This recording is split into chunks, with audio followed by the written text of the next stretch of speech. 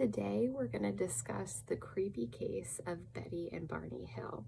So Betty was a social worker, Barney was a postal worker. They lived in Portsmouth, New Hampshire, and this takes place in 1961.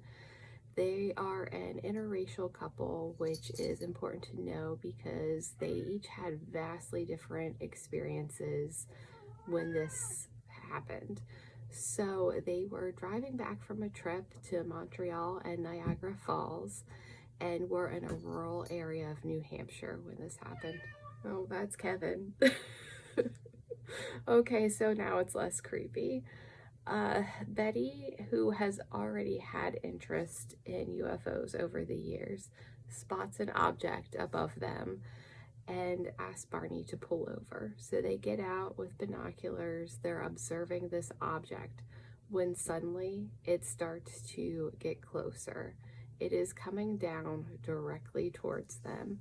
Barney freaks out, says that they're going to get captured and they need to get back in the car immediately. So they get back in the car while this object is pursuing them. They're driving. It comes down in the road directly in front of their car, and they're able to see beings looking at them through the window.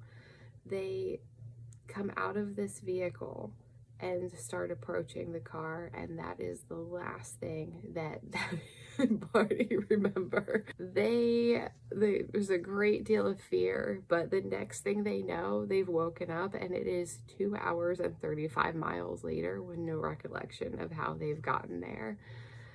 They were having nightmares for weeks until they decided to undergo hypnosis, shed some more light on the experience they had, and the findings were really scary. Betty did have a more positive experience.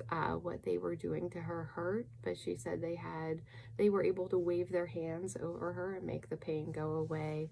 She had fun discussions with the leader, almost had a gift that she was able to bring back, but they took it from her at the last minute. Barney, on the other hand, is a very terrifying experience, to say the least.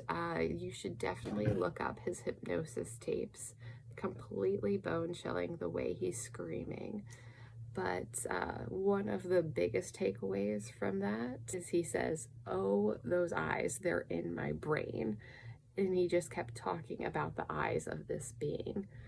So